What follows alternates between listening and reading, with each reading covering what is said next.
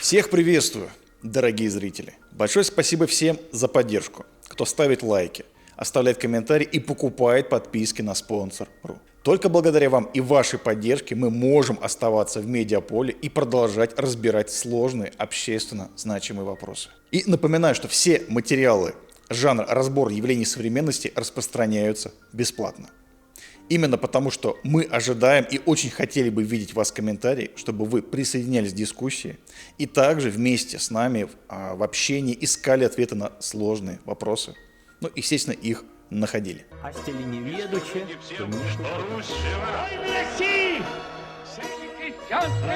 Они лишаются страны. Господи, благослови Россию. Ребята, давайте жить дружно. Сегодня мы продолжаем разбирать материалы, которые так или иначе касаются неких когнитивных войн. Мы не забываем, что эпоха у нас информационная, и, соответственно, войны у нас тоже информационные, и операции тоже информационные. По своей разрушительной силе они иногда сопоставимы, знаете, с каким-то обстрелом, может быть, ракетами, с боеголовкой даже какой-то. Потому что если общество в результате этих операций теряет опору, теряет свою стабильность, то, конечно же, это, к сожалению, эффективно, и урон не меньше, чем от неких военных поражений. И перед началом я хочу рассказать о небольшой, скажем, информационной операции, которую делали против меня лично. Вы, наверное, помните, что у меня был диалог с одним блогером, я не буду называть его канал, но вот сейчас вы на экране увидите фрагмент этой беседы. Привет. Здравствуйте. А ты сам откуда? Город Сергиев Посад. Знаменитый город, слушай. Колыбель фашистов русских. Почему? О, сейчас увидишь. О.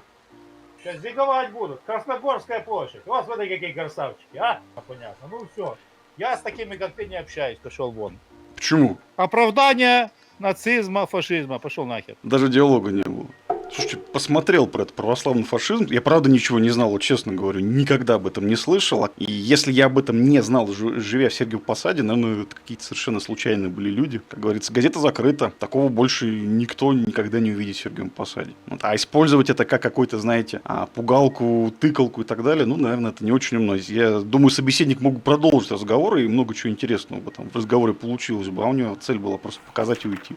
Где человек, по сути, готовился к разговору именно со мной. Он знал, что я из города Сергиев Посад. Он специально для этого использовал видео 2009 года, вот про этих православных фашистов, или как они там себя называют, но видно сразу, что люди не совсем, наверное, адекватные. И, естественно, на этой почве попытался представить меня неким фашистующим, я не знаю, шовинистом и так далее.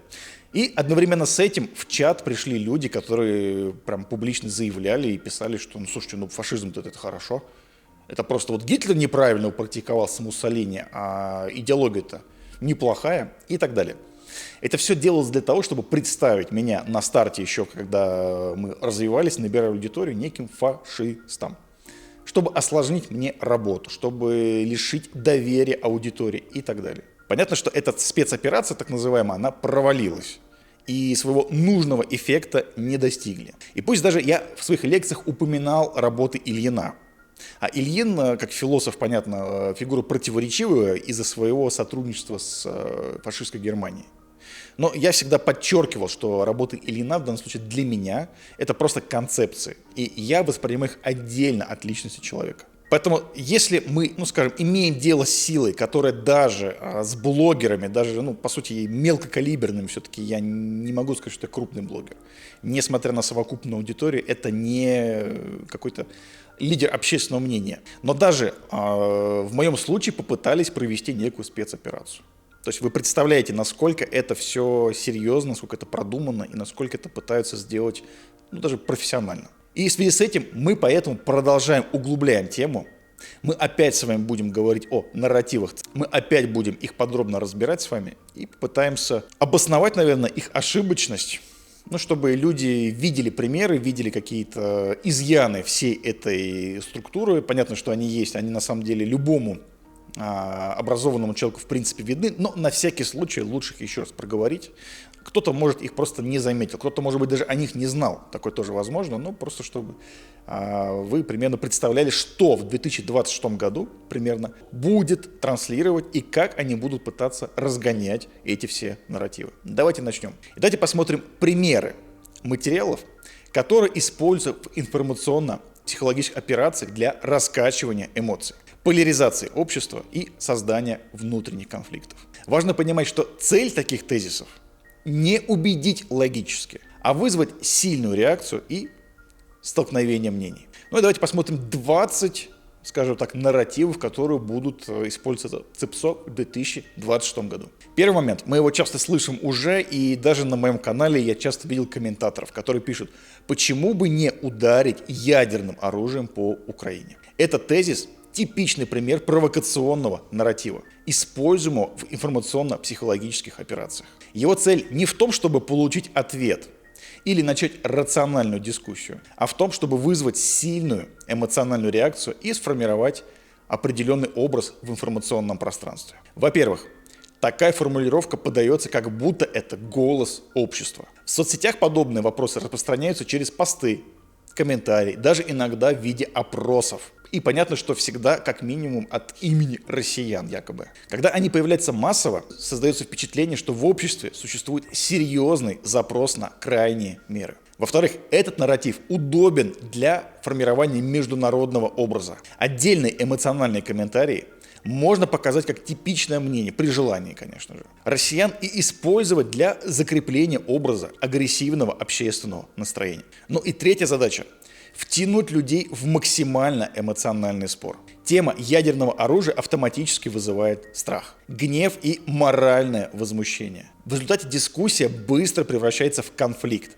между сторонниками и противниками радикальных действий. И четвертый эффект – постепенная нормализация самой темы в общественном дискурсе. Когда вопрос применения ядерного оружия регулярно появляется в информационном поле, он начинает восприниматься как допустимый предмет обсуждения. Таким образом, подобные формулировки работают как инструмент информационного воздействия.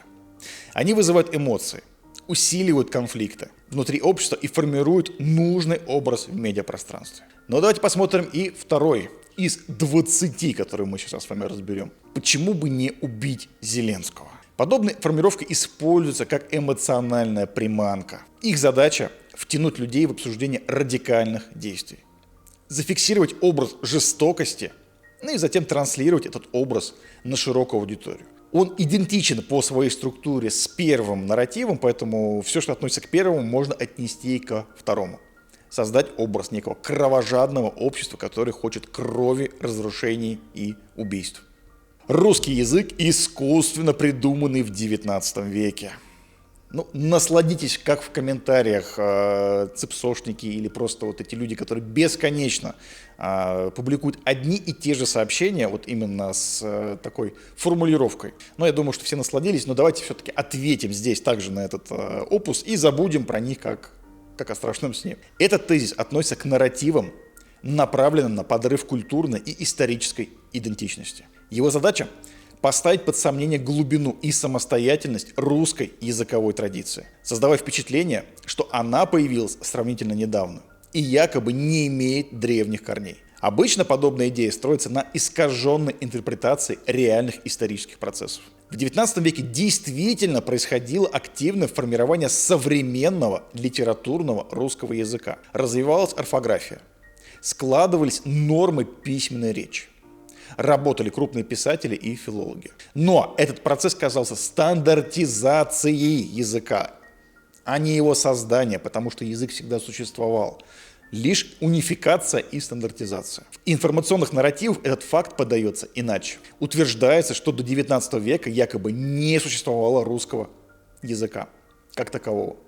А население говорило на финском, татарском и других языках. Но такая подача игнорирует огромный корпус письменных источников, летописей, церковных текстов, берестяных грамот, деловой переписки и литературу предыдущих столетий. Цель такого нарратива – не научная дискуссия о развитии языка, а размывание культурной преемственности. Если создать впечатление, что язык и культура якобы возникли недавно и искусственно, то легче поставить под сомнение историческую устойчивость народа и государства. Кроме того, подобные тезисы часто используются для провокации эмоциональных споров. Они затрагивают чувствительные темы идентичности, поэтому быстро вызывают резкую реакцию. От возмущения до агрессивной дискуссии. В результате информационное пространство заполняется конфликтами, которые легко масштабируются через социальные сети. Таким образом, подобные утверждения работают как инструмент информационного воздействия. Они используют реальные исторические факты, как некий процесс формирования литературной нормы и унификация языка, но подают их в искаженном виде, чтобы создать ощущение искусственности и исторической непрочности культурной традиции. Четвертый тоже, наверное, один из моих любимых. Россия – это не государство, а историческая ошибка. Этот тезис относится к нарративам, направленным на подрыв легитимности государства и его исторической преемственности. Его задача – сформировать аудитории ощущение, что существование России якобы не имеет естественных исторических оснований и является случайным или временным явлением. Обычно подобные утверждения подаются в форме эмоциональных оценок или псевдоисторических аргументов. Например, говорится, что территория страны якобы случайно сложилась, что государство держится только на силе, или что разные регионы не имеют между собой ничего общего. В таких рассуждениях игнорируется многовековой процесс формирования государственности, объединения территорий, развития культуры и политических институтов. В информационном поле этот нарратив выполняет несколько задач. Первое.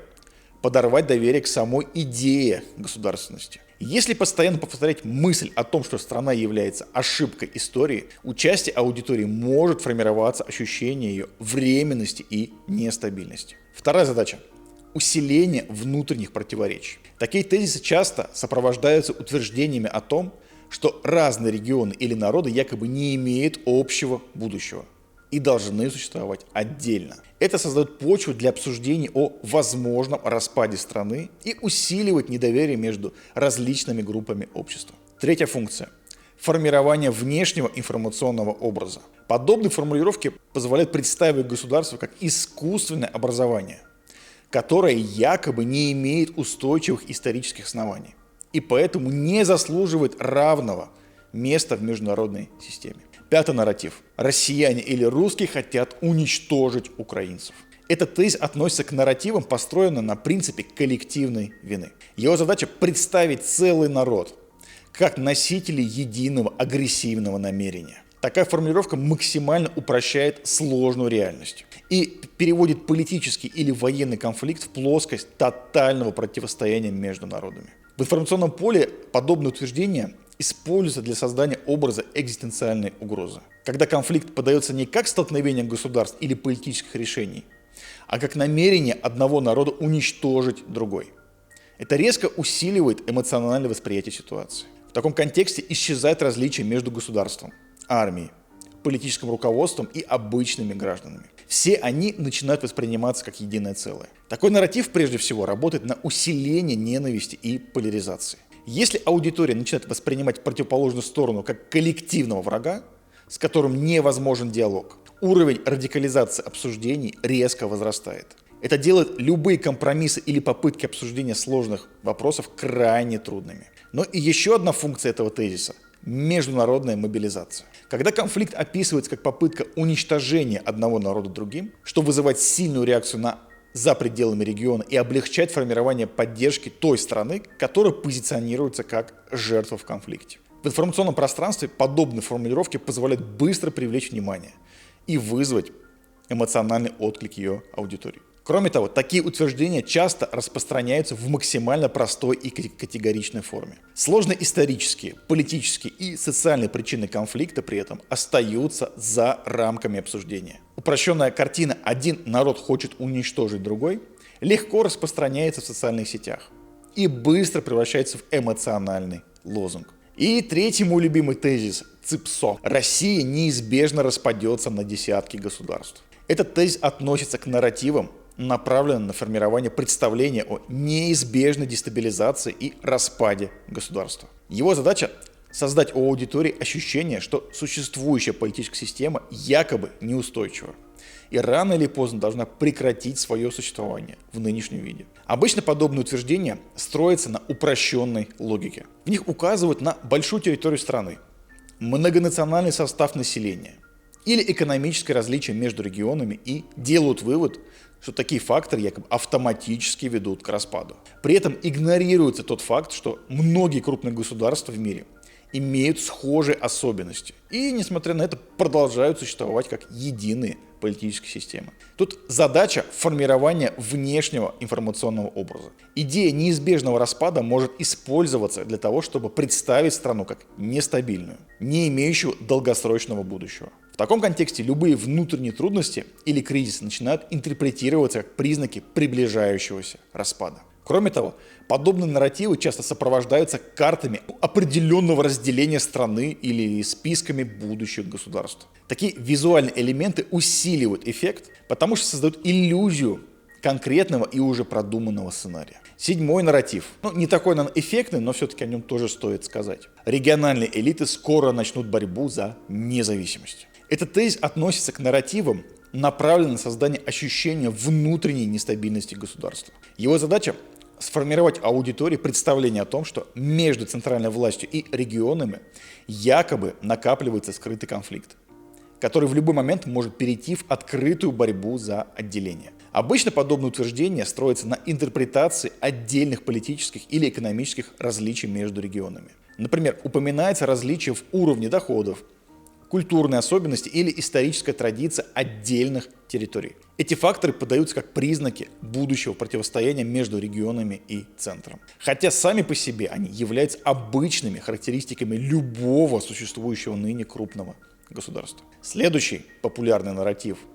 Вся экономика России держится только на нефти и газе. Этот тезис относится к упрощенным экономическим нарративам, которые используются для формирования образа односторонне зависимой и уязвимой экономики. Его задача – создать впечатление, что экономическая система страны якобы полностью зависит от одного источника доходов и поэтому не имеет устойчивости или перспектив развития. Обычно подобное утверждение строится на реальном факте. Да, действительно, нефтегазовый сектор играет заметную роль в российской экономике и в бюджете. Однако в нарративах этот факт подается в максимально упрощенном виде. Как будто другие отрасли экономики либо не существуют, либо не имеют значения. В информационном поле такая формулировка выполняет несколько задач. Во-первых, она формирует образ экономической примитивности. Когда экономика описывается как полностью зависящая от сырья, создается впечатление, что страна не обладает развитой промышленностью, технологиями или другими источниками роста. Во-вторых, этот нарратив усиливает ощущение уязвимости перед внешними факторами. Если аудитории постоянно говорит, что экономика зависит только от нефти и газа, то любое колебание цен на сырье начинает восприниматься как потенциальная угроза всей экономической системе. Третья функция – подрыв доверия к экономическому будущему страны. В такой интерпретации любые достижения в других отраслях экономики остаются вне поля внимания, а общий образ экономики становится связан исключительно с сырьевым экспортом. Кроме того, подобные тезисы легко распространяются в информационной среде, потому что они просты и понятны. Сложная структура экономики заменяется короткой формулой, которая хорошо запоминается и активно тиражируется в обсуждениях в медиапространстве. Таким образом, этот нарратив работает через упрощение. Он берет реальный элемент культуры, он берет реальный элемент экономической структуры и превращает его в универсальное объяснение всей системы, создавая аудитории ощущение экономической односторонности и уязвимости. Девятый нарратив. Армия полностью развалена и не способна воевать. Этот тезис относится к нарративам деморализации, которые широко используются в информационно-психологических операциях. Его основная задача – сформировать у аудитории ощущение полной несостоятельности вооруженных сил и подорвать доверие к военным институтам государства. Обычно подобные утверждения строятся на гиперболизации отдельных проблем или неудач. Любые сложности, ошибки командования, технические проблемы или отдельные поражения поддаются как доказательство того, что вся система якобы находится в состоянии полного развала.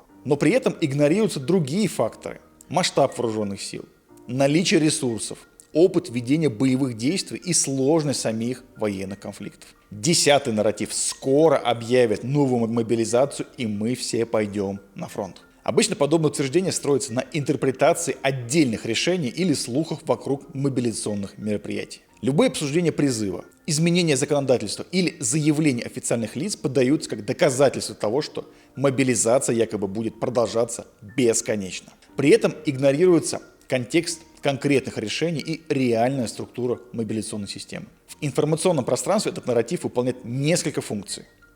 Во-первых, он усиливает страх и напряжение. Когда человеку внушается мысль о том, что мобилизация может коснуться его в любой момент и никогда не закончится, это создает постоянное чувство угрозы и нестабильности. Во-вторых, такой тезис может стимулировать панические реакции. Например, стремление срочно уехать из страны, избежать любых контактов с государственными структурами или распространять тревожные слухи среди знакомых. Подобные реакции усиливают общий уровень нервозности в обществе. Третья функция – подрыв доверия к официальной информации. Если аудитории постоянно говорит, что любые заявления о сроках или масштабах мобилизации якобы не имеют значения, у людей может возникнуть убеждение, что реальные планы государства всегда скрываются. 11-й нарратив, тоже из моих любимых.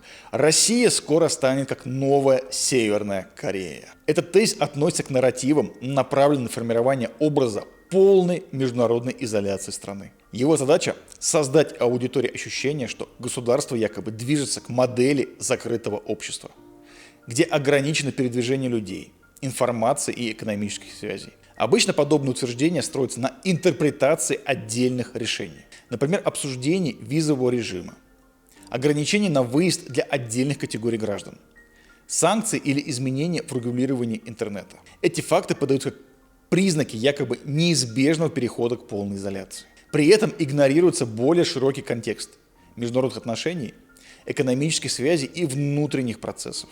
В информационном поле такой нарратив выполняет несколько функций. Во-первых, он усиливает тревожность и чувство неопределенности.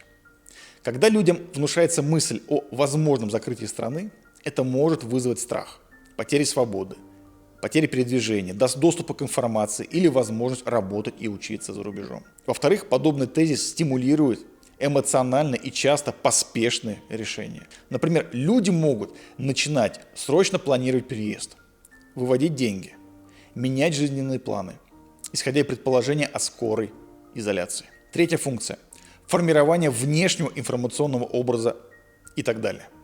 Сравнение с Северной Кореей используется как сильный символ закрытого государства. Такая аналогия упрощает сложные политические и экономические процессы, но при этом четко запоминается и активно распространяется в медиапространстве. Кроме того, подобные формулировки хорошо работают в социальных сетях. Короткий и яркий образ «страна превращается в Северную Корею» быстро распространяется, потому что он эмоционален и понятен без сложных объяснений. 12-й нарратив. Власти скрывают реальное число потерь. Этот тезис относится к нарративам, направленным на подрыв доверия к официальной информации и государственным институтам. Его основная задача – сформировать у аудитории убеждение, что любые данные, которые публикуются официальными структурами, якобы не отражают реальной ситуации. Обычно подобные утверждения строятся на предположениях или ссылках на анонимные источники. Любые расхождения в оценках, задержки и публикации данных или отдельные неподтвержденные сообщения поддаются как доказательство того, что реальные масштабы потерь якобы скрываются. При этом сложность сбора и проверки информации в условиях конфликта часто остается за рамками обсуждения. 13-й нарратив. Все выборы в России всегда фальсифицируются. Здесь, понятно, задача подорвать доверие к политическим институтам. Неважно, насколько они были честны, неважно, насколько были соблюдены все процедуры, все равно будет все подаваться как исключительно манипулятивный какой-то нарратив. 14-й нарратив. Молодежь массово покидает страну и никогда не вернется. Здесь хочу сделать небольшую отсылку. Мы же сделали фильм «Дорога к своим», многосерийный документальный фильм из 4 серий. Вторая серия этого фильма как раз-таки рассказывает о молодежи, которая осталась в городе Мариуполе, которая возвращается в Мариуполь и отстраивает город, по сути, с нуля. Это люди очень молодые, 21-23 года, и, соответственно, в разрезе с этим хотелось бы порекомендовать вам. Если интересно, заходите. Этот нарратив используется для формирования ощущения демографической и культурной деградации. что, конечно же, не соответствует действительности. Но люди пытаются придать нам такое чувство, чтобы мы это ощущали, и у нас, наверное, терялась воля к каким-то дальнейшим действиям. 15-й нарратив. Национальные республики готовы отделиться. Ну, мы, похоже, обсуждали с вами про региональные элиты. Ну вот, соответственно, то же самое, что мы проговорили там, будет верно и здесь. Нарратив, который усиливает страх распада страны. 16-й нарратив, такой подытоживающий частично предыдущий. Россия – страна без будущего для технологий и науки. Этот нарратив направлен на подрыв веры в научное и технологичное развитие. Но мы-то с вами прекрасно знаем, что какие у нас успехи за последние несколько лет, что нам удается добиться как обществу. Ну, наверное, если мы в условиях санкций, блокады, по сути, и бесконечных ограничений и давления как-то умудряемся даже и противостоять этому, и даже успешно противостоять, значит, ну, наверное, какой-то потенциал технологический у нас все-таки есть, и он развивается. 17-й нарратив. Русская культура вторична и не имеет мировой ценности. Тезис, атакующий культурную самооценку общества. На секундочку, Достоевский и Толстой – это писатели планетарного масштаба, которые весь 20 век цитируются огромным количеством европейских авторов, в том числе американских, европейских, экзистенциалистами. И я думаю, что мало у какой страны есть, наверное, такая возможность гордиться своими национальными писателями, которые появились и, возможно, стали только вот именно в таком культурном пространстве, как российское. Я думаю, здесь без ложной скромности можно этим гордиться и говорить, что у нас величайшие в мире писатели. То же самое касается огромного количества других культурных моментов. И это только при первом приближении. 18-й момент. Запад уже решил судьбу России. Формирует ощущение внешнего контроля и предопределенности, что все решено, что мы все пешки, что все идет по сценарию. И в конце этого сценария, конечно же, нам приготовлена не самая лучшая судьба. Конечно, это всего лишь нарратив, который должен нас каким-то образом обезволить, может быть, подорвать нашу веру в общество и так далее. Но на то он и нарратив ЦИПСО. 19-й тезис. Любая критика власти автоматически запрещена, что, конечно же, тоже не так. Нарратив используется для создания образа тотального подавления общественной дискуссии. Но мы же знаем, у нас есть и резонанс общественный, и какие-то даже скандалы общественные, которые, конечно, потом разрешаются уже довольно быстро, потому что власть реагирует на такие болевые точки в обществе и старается сделать все, чтобы они не были серьезные и не было последствий после них.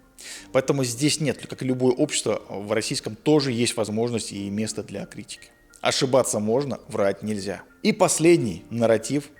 Будущее России – это тотальная изоляция и нищета. Финальный тип нарратива, который закрепляет ощущение безысходности. Я думаю, что любому человеку, который живет в России, знаком с реалиями нашей страны, многие или почти все, или даже все нарративы покажутся смешными. Но, к большому сожалению, все равно почему-то, наверное, при правильной подаче, при правильной работе с аудиторией кто-то все равно их воспринимает. И в данном случае важно, чтобы в публичном поле, в том числе среди вас, кто будет комментировать видео, кто будет, может быть, общаться где-то вовне или оставлять какие-то, может быть, свои посты в социальных сетях, вы должны не забывать, что то, что мы действительно уникальная страна, то, что мы страна с культурой, с перспективами, с огромными и с потенциалом, который мы постоянно реализуем, это важно упоминать везде. Нам есть чем гордиться. Нам есть за что испытывать гордость и за что просто верить и обоснованно верить в светлое будущее России. И, естественно, вы, как участник этой дискуссии, как те, кто смотрит, кто комментирует, вы, конечно же, тоже можете транслировать, и транслируете, я вижу по комментариям, чему несказанно рад, именно реальность и реальное состояние дел. И это, конечно же, сильно идет вразрез с тем, что хотели бы видеть наши противники из ЦИПСО. И напоследок хотел бы сказать один из самых главных комментариев от ЦИПСОшника, который постоянно заходит на канал, оставляет огромное количество комментариев под каждым видео, потом повторяемые комментарии и так далее, о том, что как-то с ним постоянно спорили, и он заявил, да когда же у вас запретят YouTube?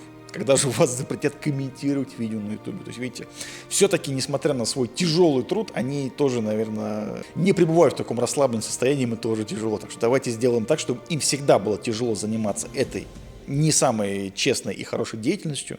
Поэтому, пожалуйста, приходите в комментарии, давайте обсуждать и давайте отвечать таким людям сторицы. И, соответственно, чтобы они, ну, может быть, как-то поняли, что ли, что делают не самое лучшее дело. Большое спасибо всем, кто смотрит, ставит лайки, покупает подписки на спонсору. Только благодаря вам мы можем оставаться в медиаполе и делать проект лучше, качественнее и интереснее. Еще огромное количество тем, общественно значимых, которые мы еще не коснулись, но обязательно должны их разобрать. Большое спасибо, что остаетесь с нами. До новых встреч, уважаемые зрители. Скоро с вами увидимся.